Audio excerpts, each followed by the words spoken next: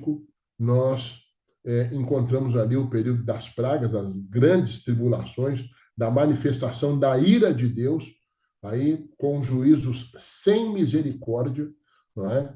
Até que na sétima praga, na sétima e última praga, Deus, de modo direto, intervém, livrando o seu povo, trazendo aqueles que morreram aí na esperança da mensagem do terceiro anjo.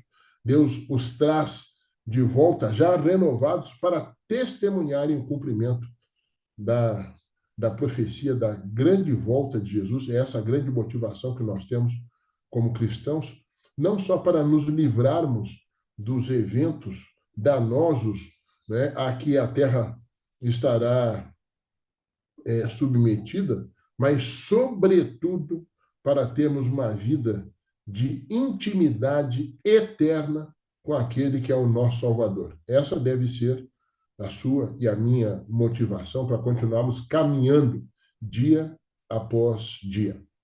Muito bem, eu vou passar aqui a nossa apresentação. São os slides que orientam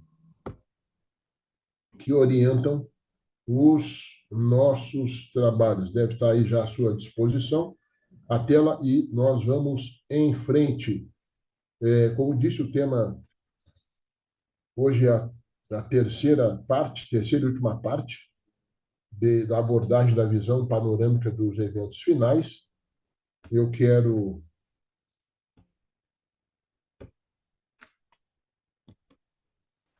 voltar aqui ao nosso roteiro, já os 6 itens finais, as 7 pragas, devemos ver hoje, já em seguida, o decreto de morte, que é um dos eventos, e ele irá caracterizar aí a fase mais intensa da perseguição aos crentes, né, aos santos. Em seguida, é importante que vejamos alguma coisa sobre o livramento dos santos. Depois, a ressurreição parcial ou especial. Esse é um item que muitos de nós desconhecemos. Na nossa instrução formal para o Evangelho, fomos orientados muitas vezes a considerar que haverá apenas 2 ressurreições. A primeira, que acontece coincidentemente com a volta de Jesus, e a outra, a chamada segunda ressurreição, que acontece 1000 anos depois, né? Com a descida da Nova Jerusalém, Deus traz de volta, conforme previsto lá em Apocalipse, no capítulo 20, Deus traria de volta, trará de volta agora os perdidos, né, para tomarem conhecimento da sua sentença final. Essa é a previsão. E aí, nós queremos separar tempo para apreciar algumas passagens. São 7 ideias que eu quero abordar com os irmãos sobre a volta de Jesus, a nossa maior esperança. E o milênio ficará aí como dever de casa para os irmãos, o estudo. Amanhã, talvez depois de você voltar do culto, tomar a sua refeição, né? Você desperta ali um pouquinho, e aí você vai estudar o capítulo 20 no livro do Apocalipse, tendo um pouco mais de detalhes sobre o que acontecerá ao longo do milênio, que esperamos, como sempre, chegar a uma proveitosa conclusão. Eu preciso voltar a este quadro, porque ele é o nosso referencial. Se, porventura, alguém eventualmente está entrando hoje, né, assistindo o programa da sala e não teve a oportunidade de assistir a quarta e quinta-feira, você pode acessar ali no YouTube e você vai ter a explicação, especialmente quarta-feira, de como este quadro, esse diagrama, chamado Diagrama dos Eventos Finais, ele orienta as nossas ideias. Hoje, nós vamos separar tempo para considerar especialmente o que está à direita aí, né? Vou ver se com a seta eu consigo mostrar para você aqui. Eu creio que não. Aqui. Você consegue observar aí a setinha mostrando, não é, essa linha que está ao centro aqui do dispositivo, que é o que nós chamamos aí o fechamento, né, o fim da graça, ou o fim do tempo de oportunidade. Tudo que está à direita nós iremos ver hoje, não é? E é claro que, de um modo resumido, este é um estudo que normalmente se faz com a igreja ao longo de uns 6 meses, né? Para a gente ter as ideias, assim, as ideias bem aprofundadas sobre os eventos finais e aquilo que diz respeito ao povo da esperança, o povo adventista, que tem a tarefa de pregar isso em ambiente externo, não só dentro da igreja, mas fora, especialmente fora, o alerta que nós devemos dar ao mundo, ok? Eu fiz uma pequena atualização, eu queria você ver aqui essa linha tracejada, essa seta tracejada, começando ali na fase da fuga das grandes cidades aqui à esquerda. Então, essa linha tracejada marca o período de perseguição aos santos. É importante que você compreenda, querido, que o estado de perseguição ao povo de Deus começa mesmo antes do fechamento da porta da graça. É o período que nós teremos aí, começando com a edição do decreto dominical. Na verdade, nós sabemos, nós vimos ontem que desde março de 1961, né, este decreto existe, né, no caso na nação norte-americana, não é? E ele ainda não tem um viés de cumprimento religioso, que é o que ele passará a ter, não é? Haverá um momento que o protestantismo apostatado, reunido, confederado, vai ao governo daquela nação e exige, né, que este decreto seja observado, seja imposto, né? E isso vai surgir não só da nação norte-americana, eu não estou contando aqui, eu não estou fazendo fofoca, eu estou revelando o que a profecia diz, né? Então, isso vai se expandir para todo o mundo. Essa é a notícia. Vai se expandir para todo o mundo e as nações estarão obrigadas. O que a gente percebe hoje de um certo protagonismo norte-americano no campo político e, sobretudo, econômico. A gente vive aí a questão da guerra tarifária, né? Que não é só o Brasil que está envolvido nisso, mas quase todas as nações, pelo menos as nações mais importantes do mundo, né, que mantêm relacionamento comercial com a América, existe esse processo de imposição no campo econômico. E isso, para migrar para o campo social ou psicossocial, que é onde se encontra a prática religiosa, é um estalar de dedos.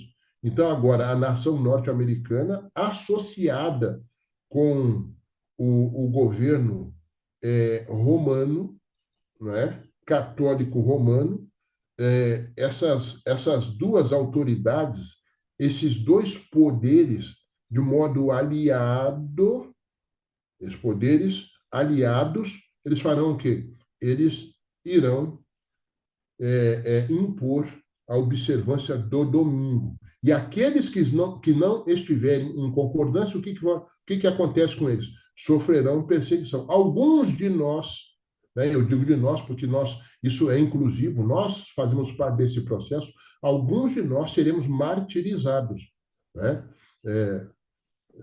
Eu penso sempre nisso, né? Eu tenho filhos, já são adultos, independentes, e eu digo para eles, eu preciso criar em vocês, apesar de já estarem formados, mas isso são batizados desde os 9 anos de idade, eu digo para eles, é um casal de filhos, eu digo assim, olha, vocês precisam estar preparados para a martirização, né?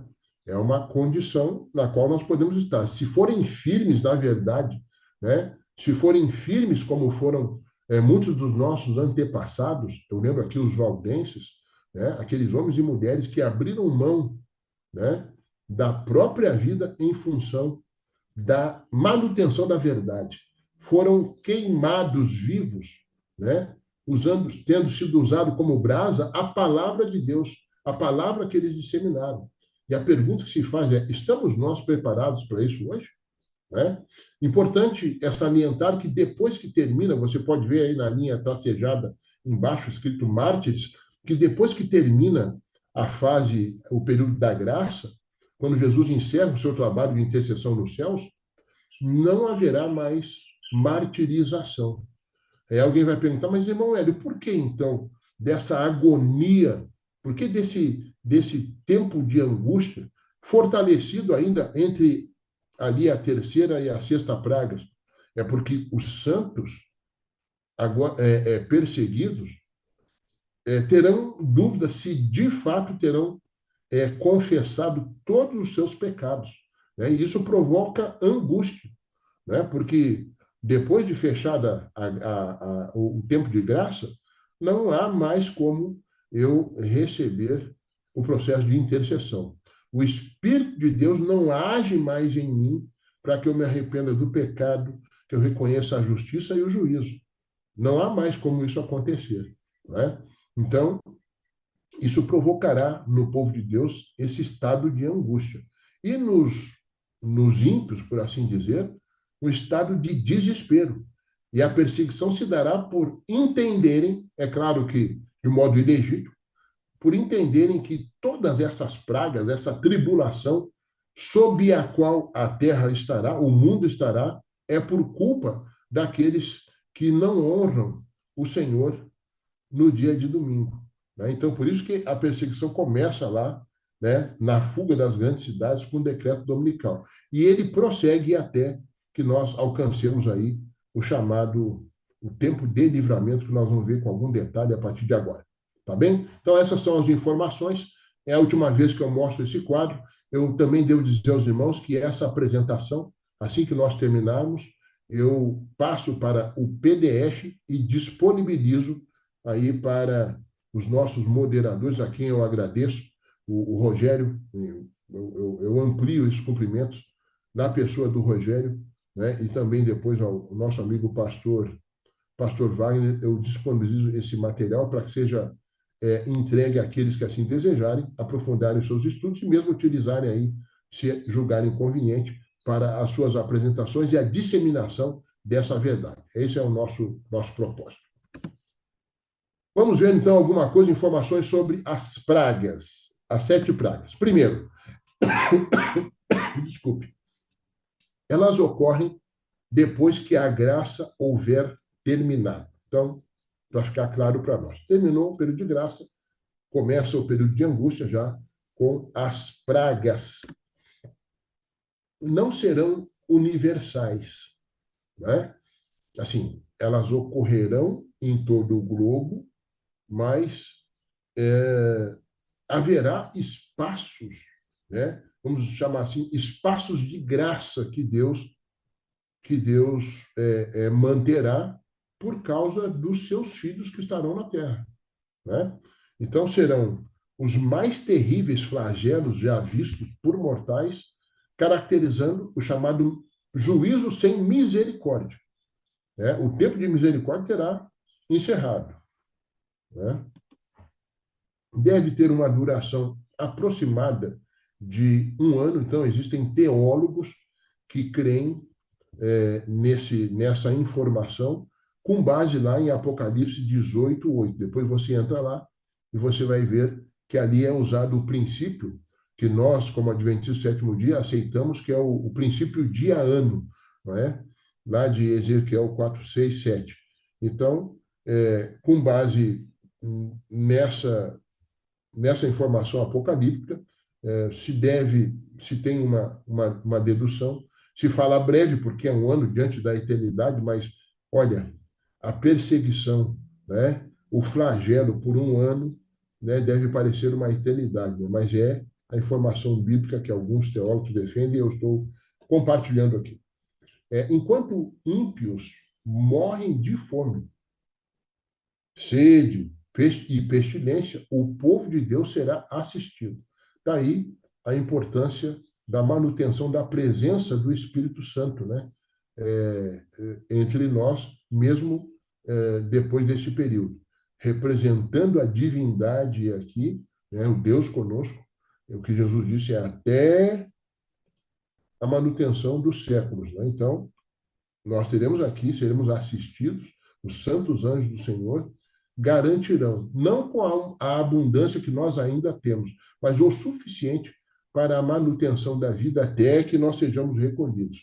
Então, isso é importante nós entendemos. O povo de Deus, em que pesem as dificuldades, a gravidade, o aspecto terrível de todos esses flagelos, o povo de Deus não será desassistido. Né? Glória a Deus por isso. Haverá, nesse momento, a fome mais importante, que é a fome da palavra de Deus, né? Mas, infelizmente, a igreja já não poderá mais cumprir a sua missão. Importante que eu possa relembrar os irmãos, ali no gráfico você tem a fuga das grandes cidades como uma recomendação ao povo de Deus, mas alguns de nós deveremos continuar, né? Pegue essas megalópolis, né? Essas grandes concentrações populacionais pelo mundo, nós precisaremos, Deus precisará que alguns de nós nos mantenhamos nesses lugares para a pregação final do Evangelho, porque ainda haverá preciosas almas ali que aceitarão a mensagem. Né? Então, é importante que nós tenhamos esse entendimento. Mas o grosso, a grande massa do povo de Deus precisa sair, né, dessas grandes concentrações populacionais das grandes cidades. Durante o cerco e invasão de Jerusalém, no ano 70 da nossa era, não há notícia de um único servo do Senhor que tenha ouvido a mensagem profética tenha perdido a sua vida. Então, quem saiu de Jerusalém, né, foi salvo. E é importante que se diga, antes da nossa continuidade, Amós, no capítulo 3, no verso 7, ele traz uma informação, por meio do Espírito Santo, que é fundamental para nós, e que diz assim, certamente o Senhor Deus não fará coisa alguma sem antes revelar o seu segredo aos seus servos, os profetas.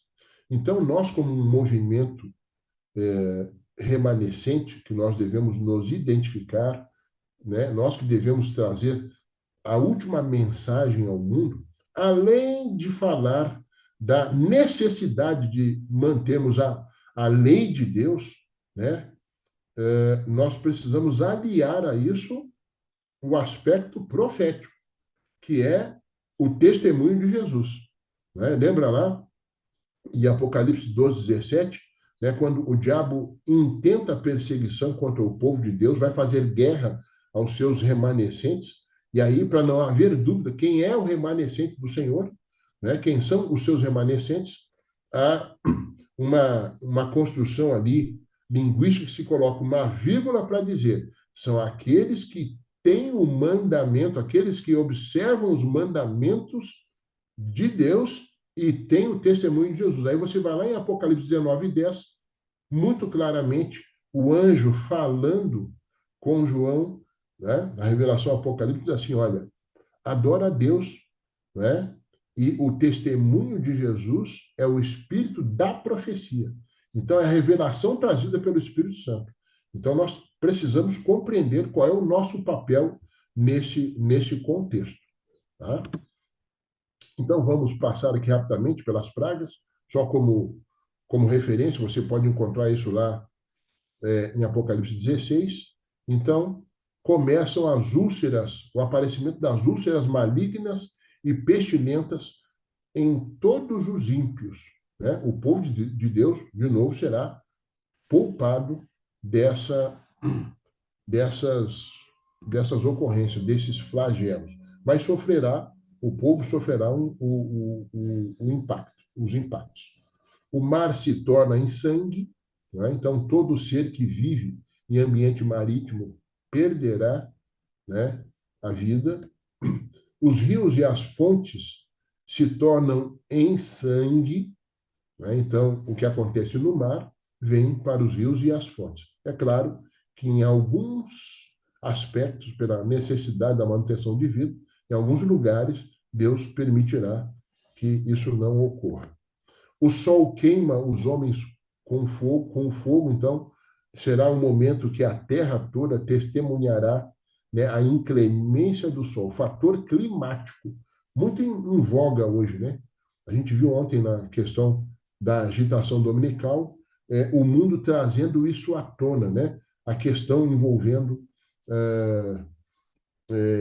os aspectos ambientais, a discussão ambiental, né, para o domingo, mesmo Roma aceitando o caráter ambiental, né, atribuído ao domingo como um motivo para unir a humanidade. Vejam a estratégia, né, a estratégia do nosso arqui-inimigo. Mas então, enfim, os homens serão afetados, né, os animais no campo, e com isso os elementos usados para a manutenção da vida, os alimentos, tudo será afetado, né, por esse descontrole trazido a partir, descontrole climático a partir da ação solar. A quinta praga, né, faz menção à questão das trevas sobre o trono da besta, né? Quando você vai ler os livros que aprofundam essa questão, é como se fosse possível dizer assim, serão trevas a ponto como se o homem pudesse pegá-las, né? Pudesse materialmente agarrar essas trevas, tamanha a escuridão que o trono, né, dessa autoridade religiosa será submetido. E, por consequência, toda a terra. Aqui, simbolicamente, menciona-se, né, a sequidão das águas sobre o Eufrates e inicia-se o Armagedon, a primeira fase do Armagedon. É importante um pequeno aprofundamento nessa questão. Sobre a vigência da sexta praga, os teólogos, os estudiosos da profecia, não têm uma questão fechada sobre isso, sobre a forma como isso vai acontecer. Alguns defendem a tese de que será um conflito eminentemente espiritual. Existe uma outra corrente que alia ao aspecto espiritual desse conflito a efetivação de ações político-militares em todo o mundo. Eu não tenho dificuldade em assumir um lado nessa questão, eu defendo essa tese de que o mundo estará armado, né? A gente acompanha aí as nações progressivamente interessadas em aumentar e em sofisticar os seus arsenais, não é?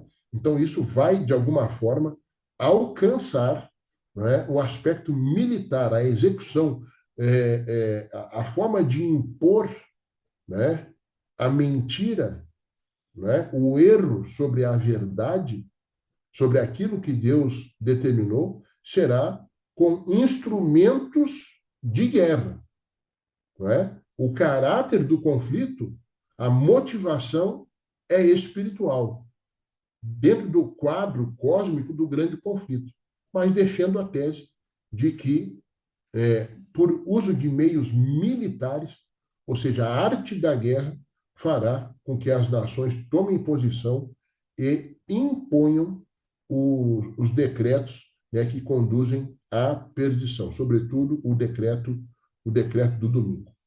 Essa é a nossa visão sobre a sexta praga. E a sétima é a ocorrência extraordinária de fenômenos sobre toda a terra, fenômenos naturais, esses sim comandados por Deus, e aí caracterizando a ira direta de Deus. Este é o momento que o povo de Deus pode ficar tranquilo, apesar de todas as coisas acontecendo, nós vamos ver o que a profecia diz a respeito, mas é importante que se diga que este é o momento que Deus intervém também em favor do seu povo, porque ninguém tocará os salvos do Senhor. As armas que serão usadas contra o povo de Deus serão desfeitas, né, como areia, né? Essas armas cairão como palhas por causa da intervenção de Deus no momento adequado. E aí nós entramos na parte do decreto de morte. Algumas informações: ele será promulgado entre a terceira e quarta praga, eu já disse, quando termina ali a fase dos rios.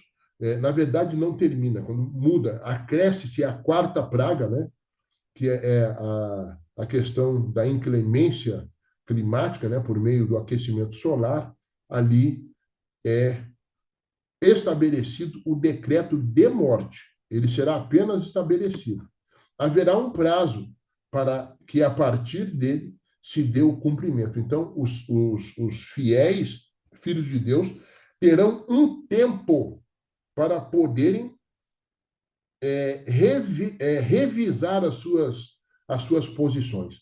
Se estão ao lado de Deus ou estão contra Deus. Não é?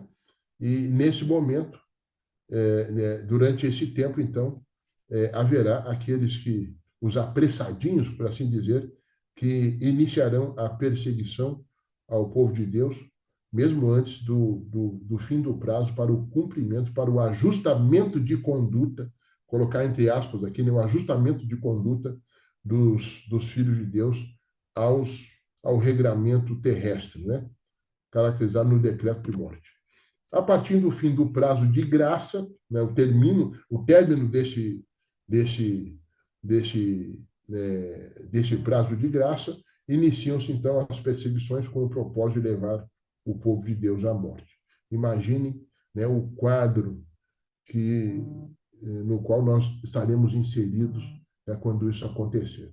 Eu, por mais que tente, né, exercitar a mente, né, fazer comparações, o que já aconteceu no mundo parecido com isso? Não, assim, não há como, né, a gente chegar a alcançar a gravidade, né, desses tempos e desses eventos que devem acontecer antes da volta de Jesus. A boa notícia, até coloquei numa cor diferenciada, diz que nenhum dos filhos de Deus arrependidos e perdoados, nenhum será morto.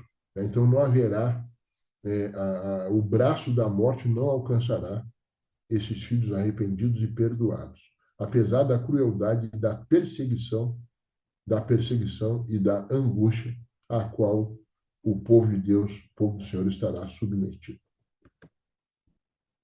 Em consequência do estado de perseguição, nós entraremos num período chamado de livramento.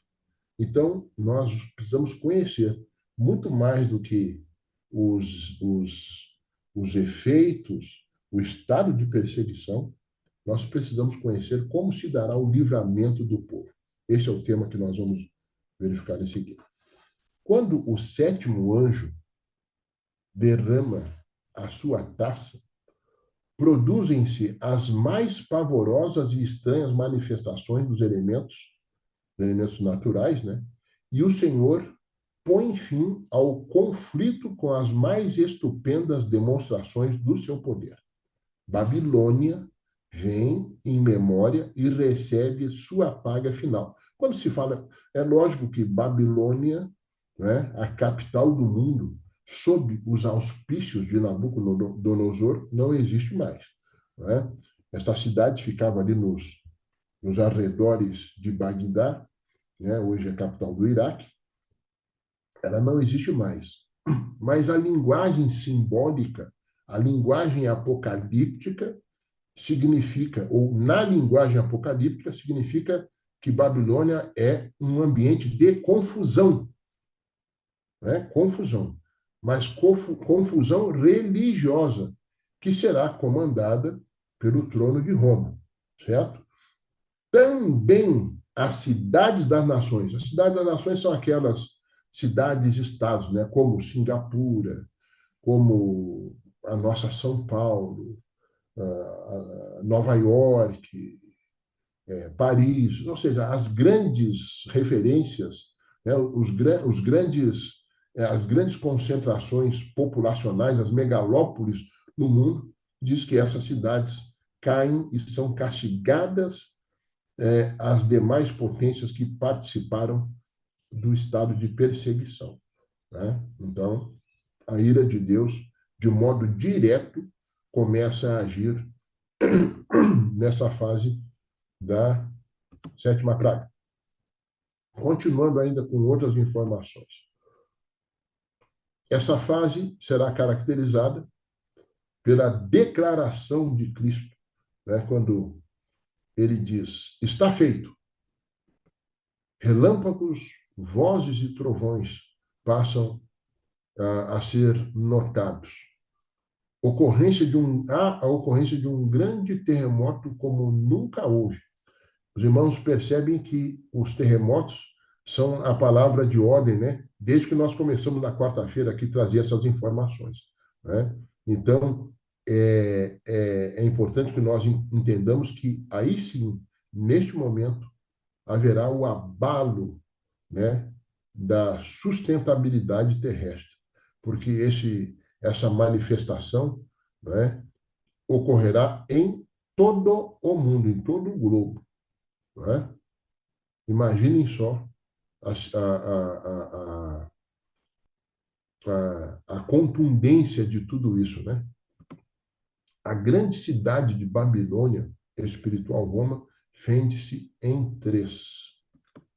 Caem as cidades das nações, nós já vimos na declaração anterior, as ilhas afundam e desaparecem os montes. Você já pensou, você que mora no Rio de Janeiro, cidade que eu amo, né? Meu filho mais velho nasceu aí, você andando, você anda aí pela Avenida Atlântica e você olha para o Pão de Açúcar, de repente ele não existe mais.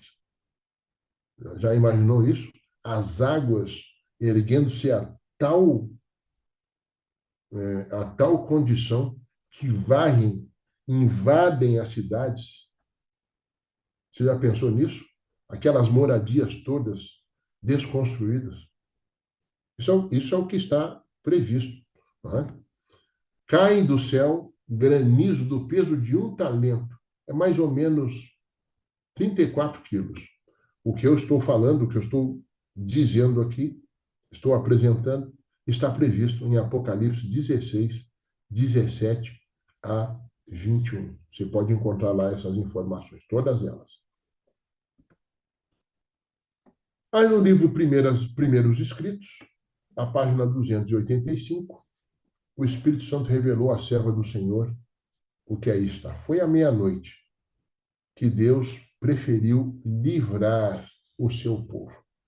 Quando fala meia-noite aqui, é uma linguagem simbólica para dizer assim, é no auge da escuridão, no auge do sofrimento, que Deus decide, que Deus prefere livrar o seu povo. Estando os ímpios a fazer zombaria em redor deles, subitamente apareceu o sol, resplandecendo em sua força, e a lua ficou imóvel. Os ímpios olhavam para esta cena com espanto, enquanto os santos viam com solene alegria os indícios de seu livramento. Você não diz glória a Deus por isso? Isso não traz em você alegria em que pese esse quadro, esse ambiente antagônico, esse ambiente de perseguição, de desespero, de flagelo? E aí, queridos, nós entramos numa fase importante, que é quando Deus traz à vida aqueles que um dia descansaram no Senhor. Muitos de nós poderemos estar nessa condição, né? E precisaremos da graça e da misericórdia de Deus para retornarmos à vida, não mais carregando aquilo que nos levou ao estado de morte, sem as marcas do pecado, mas agora justificados em Cristo Jesus, pelos méritos dele, poderemos ser trazidos de volta à vida, para usufruirmos para todo sempre das delícias prometidas àqueles que forem fiéis ao Senhor. E a delícia maior será estar na presença de Deus, poder tocar o corpo de Jesus, colocar as suas mãos no rosto do Salvador, acariciar os seus cabelos, poder beijar as suas mãos e dizer: Senhor, muito obrigado. Muito obrigado por esse amor que jamais eu poderei compreender, mesmo estando nessa condição de vida edênica de novo. A ressurreição parcial ou a especial, que vai afetar todos aqueles que vivem esses tempos, de 1844 até o fechamento da Porta da Graça. Porque depois do fechamento da Porta da Graça não morrem mais salvos, né? Então, entre o livramento e a segunda vinda de Cristo, a majestosa intervenção de Deus paralisa os ímpios em seus intentos de destruir os fiéis. Brilha o sol à meia-noite e há uma terrível manifestação de fenômenos sobrenaturais. A terra treme, o mar ferve e se encapela. Os gigantescos edifícios das cidades modernas são destruídos.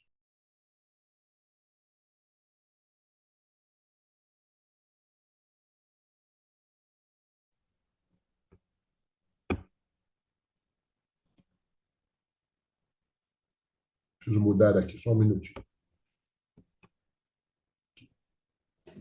É então que ocorre a ressurreição parcial. Abrem-se as sepulturas e muitos santos se levantam para ser testemunhas da vinda de Cristo. Mas, de maneira especial, os que morreram na fé da mensagem do terceiro anjo. Está lá em Daniel 12, 2, de que haveria essa ressurreição.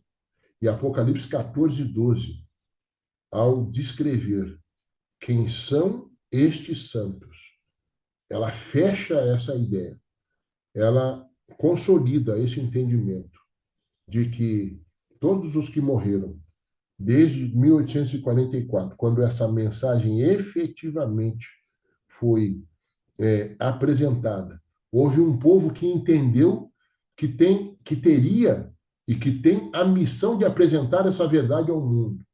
Então, os mortos desse período, até o fechamento da Porta da Graça, ressurgem neste momento.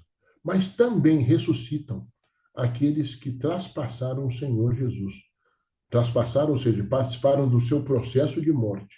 Aquele que foi o responsável pela sua crucifixão, né? O imperador romano, da Judeia, né? O líder da Judeia naquele período, né? Pôncio Pilatos,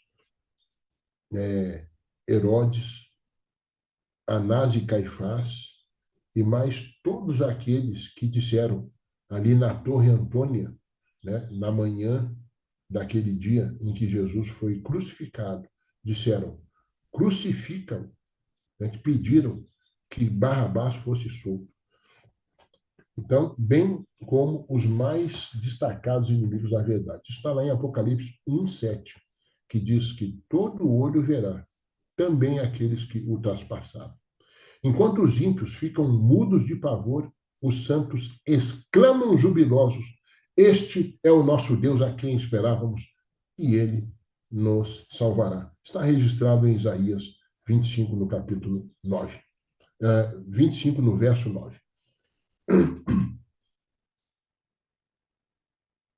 A partir de agora, nós vamos dedicar tempo, os momentos finais, para trazer à memória o como se dará essa evidência da volta de Jesus. Eu peço a sua atenção e a sua paciência, mas isso diz respeito a você e a mim, né? Então, por isso eu preciso que você tenha paciência comigo nesse momento. Vamos lá. No ambiente da sétima praga, o que acontece? Há um grande terremoto. Nós já vimos como nunca tinha havido desde que há homem sobre a terra. Tal foi este grande terremoto. Está, né? Apocalipse 16, 18.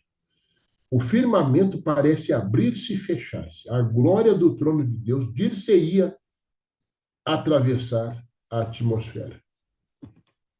As montanhas agitam-se como a cana ao vento, e rochas irregulares são espalhadas por todos os lados. A terra inteira se levanta, dilatando-se como as ondas do mar. Sua superfície está a quebrar-se. Seu próprio fundamento parece ceder. Cadeias de montanhas estão a sossobrar. Desaparecem ilhas habitadas. Os portos marítimos que, pela iniquidade, se tornaram como Sodoma, são tragadas pelas águas enfurecidas.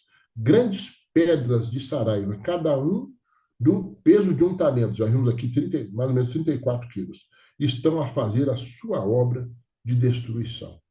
O apoio para essa passagem está em Apocalipse 16, os versos 19 e 21. Você pode verificar lá. Mas eu quero que você saiba que Deus vai anunciar, em algum momento, o tempo da sua vinda. Como é que vai ser isso? Nuvens negras e densas subiam e chocavam-se entre si, diz o livro Primeiros Escritos, a página 41. A atmosfera abriu-se e recuou.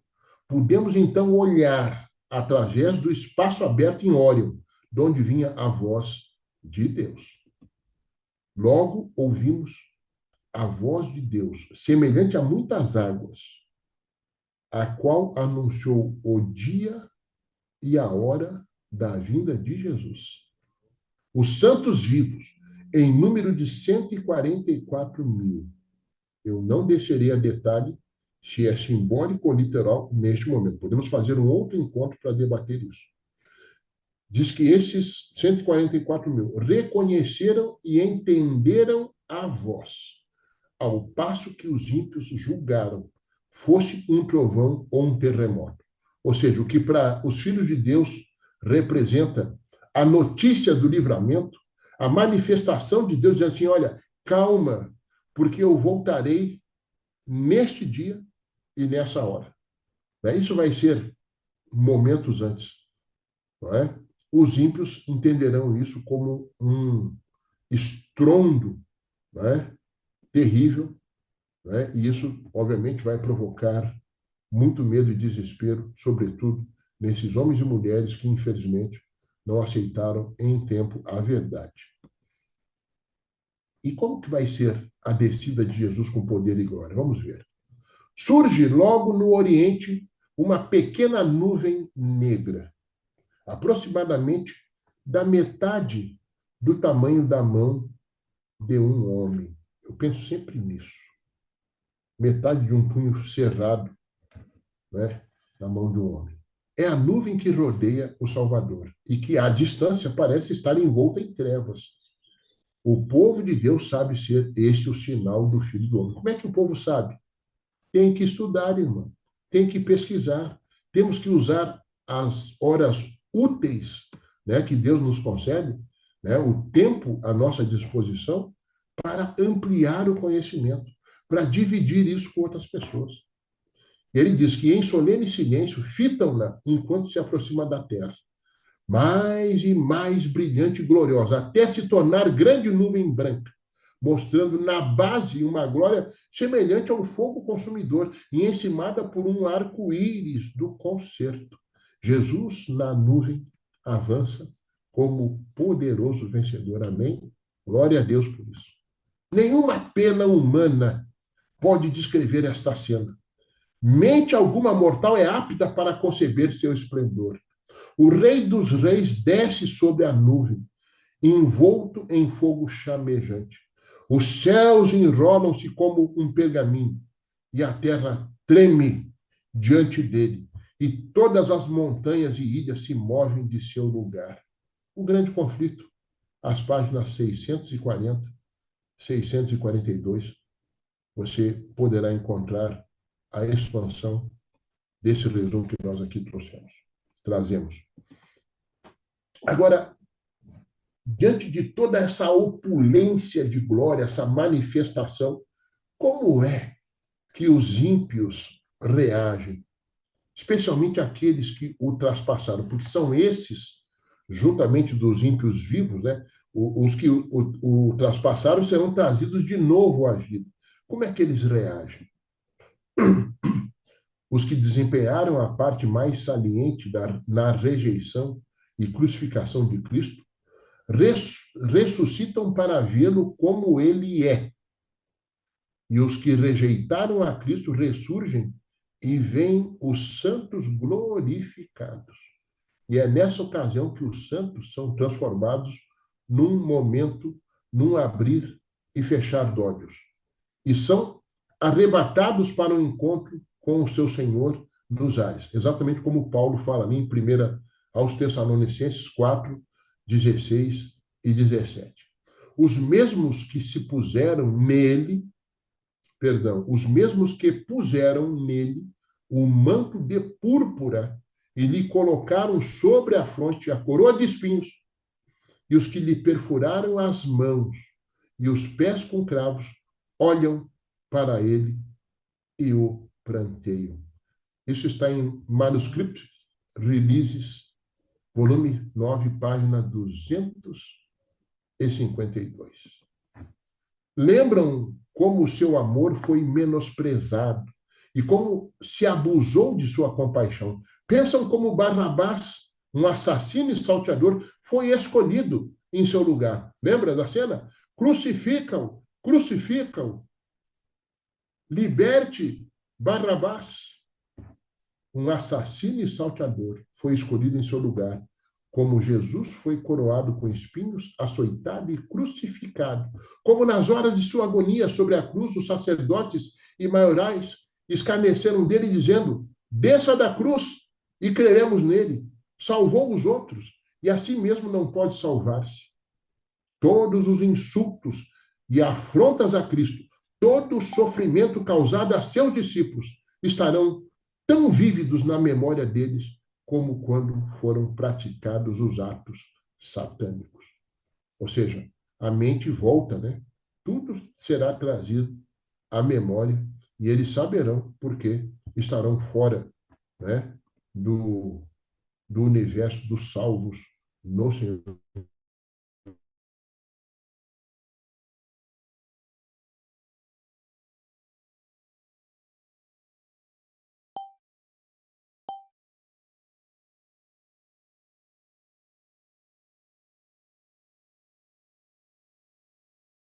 Nuvem significa. Ouvem-se sons musicais e, à medida que se aproximam, abrem-se as sepulturas e os mortos são trazidos, são ressuscitados. Também na revelação de Manuscript Releases, volume 9, páginas 251 e 252.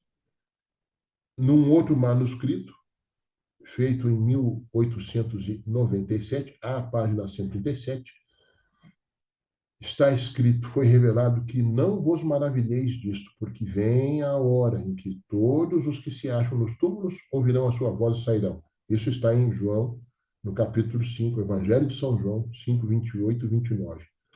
Diz ela que essa voz ressoará em breve por todas as hostes dos mortos, e todo santo que dorme em Jesus despertará e deixará sua prisão.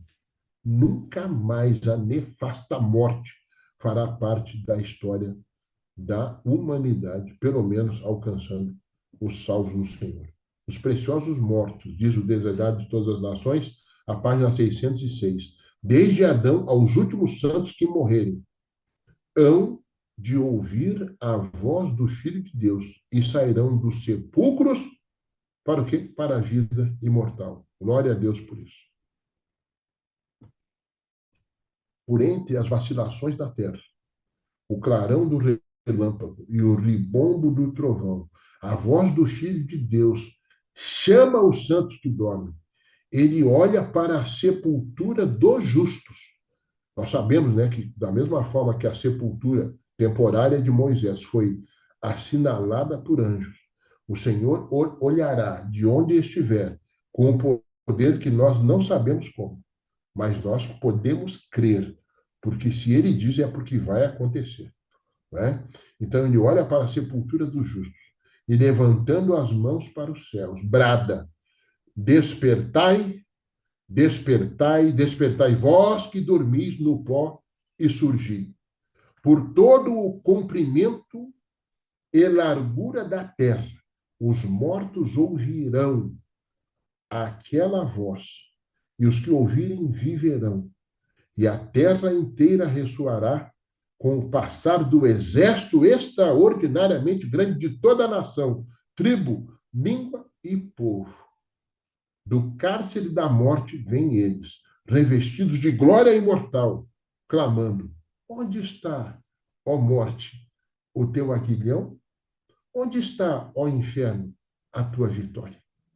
Essas palavras, essas últimas, foram reproduzidas pelo Espírito Santo na pessoa do apóstolo Paulo, na sua carta, na sua primeira carta aos Coríntios, aos crentes que estavam em Coríntios, no capítulo 15, o verso 55. Vamos para o lar? Como isso vai se dar? Os justos vivos serão transformados num momento, num abrir e fechar de olhos. À voz de Deus foram eles glorificados. Agora tornam-se imortais. E os santos ressuscitados são arrebatados para encontrar com o seu Senhor nos ares. Os anjos ajuntarão os seus escolhidos desde os quatro ventos, de uma a outra extremidade dos céus. Ou seja, de onde estiverem, né? Aqueles que foram sepultados, né? Aqueles que foram martirizados, seus corpos jogados, sabe Deus aonde. Todos estes, pelos méritos de Cristo, serão trazidos de volta à existência. Glória a Deus por isso. Criancinhas são levadas pelos santos anjos aos braços de suas mães. Olha aqueles queridos que perderam, né, os seus rebentos, as suas preciosidades em algum momento da sua existência.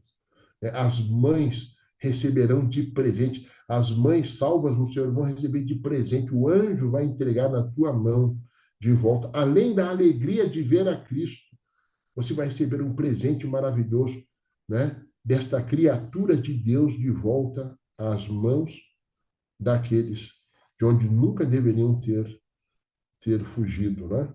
Amigos, há muitos separados pela morte, reúnem-se para nunca mais se separarem e com cânticos de alegria ascendem juntamente para a cidade de Deus.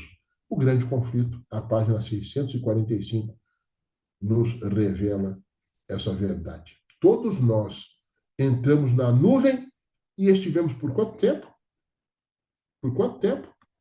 7 dias ascendendo para o mar de vidro. Se porventura essa revelação está lá no Primeiros Escritos, página 16, se porventura alguém foi salvo e não teve a possibilidade de guardar o sábado antes de entrar na Nova Jerusalém, nessa viagem ele terá essa oportunidade, porque ninguém adentrará as portas da Cidade Santa tendo pisado voluntariamente os santos mandamentos da lei de Deus. E ao avançar o carro, as rodas clamavam santo, e as asas, ao se moverem, clamavam santo, e o séquito e santos anjos ao redor da nuvem clamavam santo, santo, santo é o Senhor Deus, o Todo-Poderoso. E os santos na nuvem, né? na carruagem que se deslocará até a Nova Jerusalém, clamavam glória, aleluia. Esse registro está no Primeiros Escritos, página 35. Isso não traz alegria para você? Isso não muda a tua disposição? Isso não traz um sorriso, não é? Não deixa o teu rosto mais formoso? Nós estamos falando da libertação. Olha para o mundo político, o que está acontecendo no Brasil e no mundo. Olha a nossa economia, a economia do mundo, para onde vai. Veja o avanço dos maus costumes. Veja a desconstrução da família. Veja a doença graçando no meio do povo de Deus. Veja as dificuldades, a polarização de todo esse mundo. Veja o egoísmo, a violência, a corrupção, a substituição de Deus pelos os valores criados pelos seres humanos, criados e cultivados pelos seres humanos. Tudo isso vai acabar. Isso não traz para você disposição, alegria? Está difícil a vida, né, irmão? Mas fique tranquilo, isso tudo vai passar. É a promessa. Estudar essas coisas significa ganhar condição, alegria, poder do Espírito para sair e dizer isso para o mundo, para os meus vizinhos, no meu local de trabalho. A igreja que vive para si é uma igreja que morre. A igreja,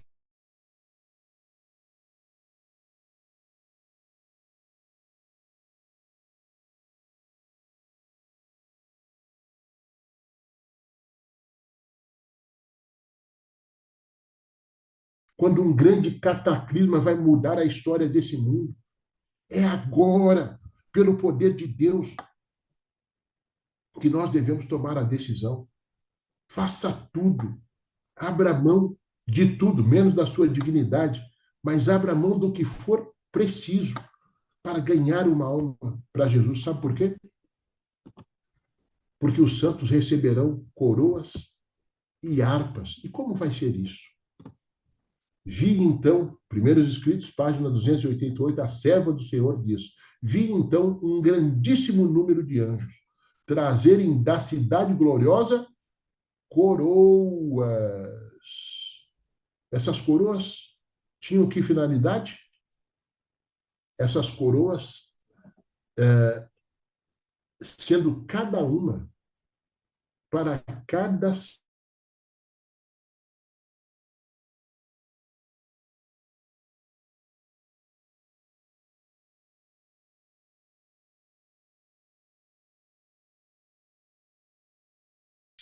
pedindo Jesus as coroas aos anjos, apresentaram-nas a ele, e com sua própria destra, o adorável Jesus as colocou sobre a cabeça dos santos.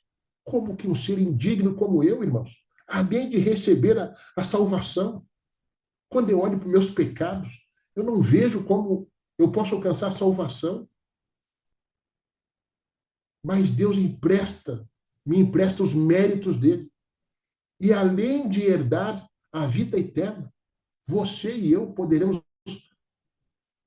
não, seremos coroados por Jesus. Você já imaginou a cena? O indigno tornado digno por Jesus, por aquele que era digno e continuará por todo sempre. Viveu uma vida miserável, morreu a morte que eu deveria morrer. E agora me coroa com uma coroa personalizada, uma joia personalizada. Você consegue entender isso? Sobre o mar de vidro, os 144 mil ficaram em quadrado perfeito. Alguns deles tinham coroas muito brilhantes, outros não tanto. Algumas coroas pareciam repletas de estrelas, ao passo que outras tinham poucas. Todos estavam perfeitamente satisfeitos com sua coroa. Eu, se pudesse escolher estar nos céus, nem precisaria coroa, né? Primeiros Escritos, página 16, consta isso. A coroa da vida será brilhante ou fosca, cintilará com muitas estrelas ou será abrilhantada por poucas pedras preciosas, de acordo com o nosso próprio procedimento. Isso está no Comentário Bíblico Adventista, na versão inglesa, volume 6, página 1105. Não haverá ninguém salvo no céu com uma coroa sem estrelas. Se entrardes ali, ela diz lá no Sinais dos Tempos, em 6 de junho de 1892, ele escreveu isso, por revelação. Se entrardes ali, haverá alguma pessoa nas cortes da glória que encontrou entrada ali por vosso intermédio. Já pensou? Que maravilha! Alguém dizer assim, ó, foi por seu intermédio que eu conheci essa mensagem. Muito obrigado. Você vai dizer glória a Deus. Foi por causa dele que você veio para cá. Mas antes, ele falou comigo. E diz, vai atrás do João, da Maria, do Pablo, do Francisco.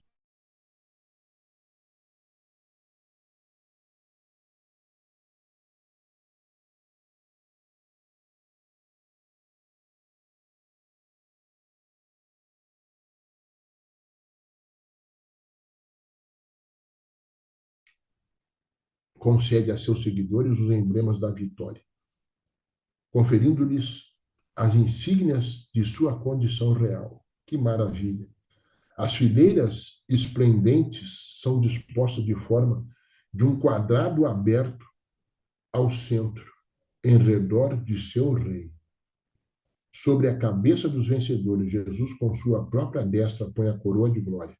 Em cada mão são colocadas a palma do vencedor e a harpa resplandecente. Então, ao desferirem as notas os anjos dirigentes, todas as mãos deslizam com maestria sobre as cordas da harpa, tirando-lhe suave música em ricos e melodiosos acordes. Diante da multidão de resgatados está a cidade santa. Jesus abre amplamente as portas de pérolas e as nações que observaram a verdade entram. Você vai ouvir Jesus dizendo: possuir por herança o reino que vos está preparado desde a fabricação, da construção deste mundo. Glória a Deus por isso. É momento de concluir. Eu gostaria de continuar a vida toda falando, conversando sobre isso, mas nós precisamos concluir. A primeira ideia que eu quero passar a você. Jesus falando aos discípulos em João, ele diz: convém que eu faça as obras daquele que me enviou enquanto é dia. A noite vem quando ninguém pode trabalhar. Escatologicamente falando, este verso é perfeito. Me perdoe. Ele marca nitidamente a distinção entre o período anterior ao fechamento da porta da graça e o período posterior. O que você está fazendo para Jesus enquanto é tempo? Quais têm sido as tuas prioridades? Como é que você tem usado esse tempo que Jesus tem colocado à tua disposição, por obra do Espírito Santo, que está aqui à nossa disposição, desesperado para usar você e a mim no cumprimento dessa missão? Como é que você tem usado esse tempo enquanto é dia? Apocalipse 22 é uma promessa. Eis que vem em breve. A minha recompensa, ou em outras versões, o meu galardão, está comigo. E eu retribuirei a cada um de acordo com o que fez. Aqui Jesus não está falando que salvação é pelas obras. Ele está dizendo que o julgamento é pelas obras. Sim, é pelo que eu fiz ou deixei de fazer. É por isso que eu serei julgado. É isso que Jesus está falando. Que graça, que bênção é essa?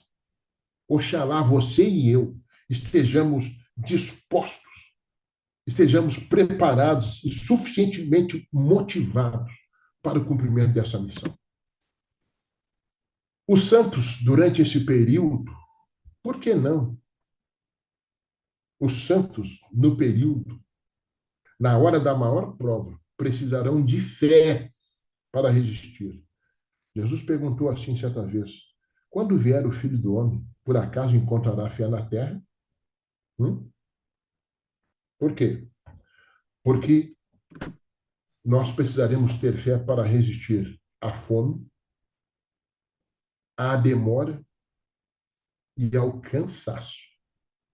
Por isso, irmãos, que alguns de nós seremos recolhidos antes, porque, de fato, não resistiremos, se não for pelo poder de Deus e pela manutenção de uma fé fincada e firmada na rocha, que é o Senhor Jesus Cristo. Finalmente, deixo-vos essas recomendações. Nós precisamos ajustar a nossa vida à suprema, à soberana vontade de Deus para resistir aos dias maus. Hoje é dia ainda de adestramento para o que está por vir. Não será o espiritual para resistir nos dias maus. Trabalhar enquanto é dia, porque vem a noite quando ninguém poderá mais trabalhar. Eu devo investir tempo na busca pessoal e diária do Espírito Santo. O grande objetivo desse que é o maior movimento da busca do Espírito Santo em âmbito adventista em todo o mundo, a Sala 57. Ela não substitui a minha e a sua congregação, lá onde você vive, onde você tem a sua experiência com Deus e com seus irmãos, com os nossos irmãos. Mas a busca pessoal e diária, isso é absolutamente necessário, porque a prova será pessoal. Não adianta o pai ser um homem de Deus completamente consagrado. Ele não salva a esposa nem os filhos, você sabe disso. É preciso a busca pessoal, frequente e insistente. E o pai, ou o sacerdote, ou a sacerdotisa do lar, dependendo da composição da família, é responsável diariamente por lembrar os filhos. Podem ter a idade que for. Você pergunta, meu filho, como é que está a tua comunhão com Deus? Você tem buscado o Espírito Santo? Você, para sair de casa, você busca Deus? Você já orou? Como é que está a comunhão com Deus, a família?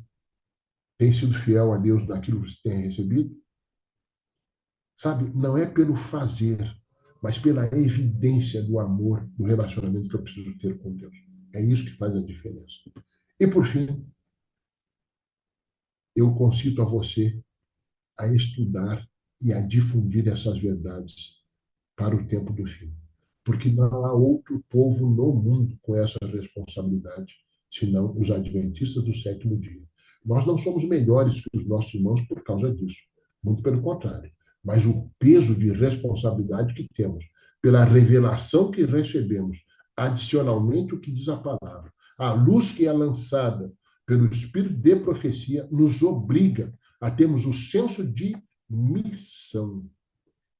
A missão atrativa, defendida pela Sala 57. Pois que Deus te abençoe e te guarde. Traga para você renovação de esperança. E, acima de tudo, mova o teu e o meu coração para o cumprimento daquilo que nos compete como filhos do Altíssimo. E eu quero orar com você, pedindo que Deus te fortaleça a mim no cumprimento dessa missão. Você pode orar? Vamos fazer isso juntos? Amado Senhor, nosso Deus e nosso Pai, nós te damos graças por esses momentos tão especiais que nós podemos passar nessas manhãs, nesses momentos de intercessão, nesses momentos de convivência com a tua palavra exposta aqui na Sala 57. Eu quero, acima de tudo, encomendar os teus especiais favores para nós, o teu povo, que temos essa responsabilidade de alertar o mundo da proximidade da volta daquele que prometeu nos salvar e que quer desesperadamente nos levar para a eternidade. Ainda estamos em tempo de graça. Os dias são maus, os dias são difíceis, mas nós ainda podemos fazer com alguma liberdade aquilo que nos compete como o teu povo. Portanto, inspira-nos, transforma-nos, enche-nos com a tua graça, dá-nos o destemor, dá-nos a audácia, dá-nos o poder da espada do Espírito para podermos levar esta palavra àqueles que ainda não te conhecem. Que esses espaços onde há vazio da pregação do Evangelho, sejam eles ocupados pelo poder do Espírito Santo por nosso intermédio. Homens e mulheres que abram mão da zona do conforto e que se disponham a fazer, que nós nos disponhamos a fazer o trabalho que nos compete até que volte o Senhor Jesus Cristo. Que vivamos com o propósito de desenvolver maior comunhão contigo, de trabalharmos a nossa unidade, de sermos cristãos que evidenciem a identidade com Jesus e que sejamos operosos no cumprimento da nossa missão. Nós te pedimos essas bênçãos nessa manhã e fazemos essa prece em o nome do Senhor Jesus Cristo e juntos, como irmãos, nós dizemos amém, amém, graças a Deus. Muito bem, missão cumprida. Próximo assunto.